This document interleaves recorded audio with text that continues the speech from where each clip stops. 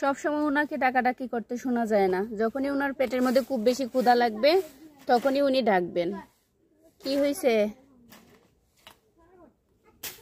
অন্তু ও দুইটা খানি নাই, খানি নে দে। ধানের বন দেখে অনেকের মনে হতে পারে বৈশাখ মাস, আসলে না, আশ্বিন পেরিয়ে কার্তিক চলে আসছে। দেখেন অবস্থা। এগুলান হচ্ছে পুরনো ধানের বন, রোদে শুকাইতে দেওয়া হয়েছে। আমাদের অবশ্য এখন গরু নেই, সেই ঠাকুরমা মারা যাবার পর থেকে আর হচ্ছে গিয়ে সেই সৌভাগ্যটা হলো না, ঘরের ভিতরে গরু নেই একটাও। তো এগুলান শুকাইতে দেওয়া হয়েছে শুধুমাত্র ওই যে চুলাতে আগুন ধরানোর জন্য। এই যে এখানে টুপ করে রাখা হয়েছিল, বৃষ্টির পানিতে এগুলান একেবারে নষ্ট হয়ে গেছে, এই জন্য মা এগুলানকে যত্ন করে নেড়ে নেড়ে দিচ্ছেন আর কি। রোদ কিন্তু প্রচুর রোদ, চোখ ধাঁধানো রোদ যাকে বলে। এই চোখ ধাঁধানো রোদে আমি আপনাদের সাথে শেয়ার করছি বন্ধুরা। দেখেন এগুলো আমার ভীষণ পছন্দের। এই যে ভাই মাছ মেরে আনছিল আর তা থেকে কিছু শুকাইয়া শুটকি দেওয়া হয়েছে। এটা যে কি টেস্টি লাগে বন্ধুরা, সেরকমভাবে মা তৈরি করেন ভর্তা।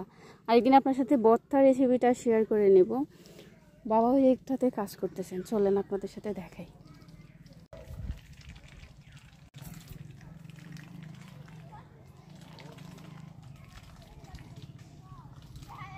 হাঁসগুলান দেখেন প্যাক কাদার মধ্যে কি জানি খুঁজতেছে, হয়তো খাবার। এই যে নিচা জমি, এটাকে আমরা বিছড়া বলি। বিছড়ার পানি শুকানোর সাথে সাথে বাবার কৃষিকাজ আবার আগের মতো করে শুরু হয়ে যাবে। তো এদিকটা দিয়ে হচ্ছে আমাদের বাড়ির রাস্তা, আর ওই পাশটা দিয়ে গরুর বাছুর এগুলান চলে আসে, এসে হচ্ছে সবজি নষ্ট করে ফেলে। তার জন্য বাবা এখানে এটাকে আমরা বলি নল খাগড়া। এই যে এটা হচ্ছে নল, এগুলানের নাম হচ্ছে নল, আর এটাকে বলে থাকে খাগড়া।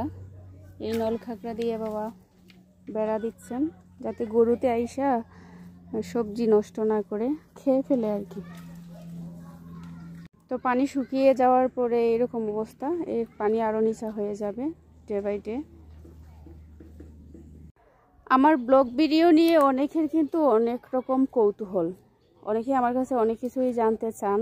অনেকেই বলেন যে ভিডিও কতদিন ধরে করছি, আমার চ্যানেলটা মনিটাইজেশন হলো কি না, watch time fulfil etcetera, income হচ্ছে কি না। সব প্রশ্নের উত্তর নিয়ে খুব শীঘ্রই আপনাদের সামনে আমি আসব। তো দেখেন আজকের ওয়েদারটা কিন্তু অনেক সুন্দর, তাই না?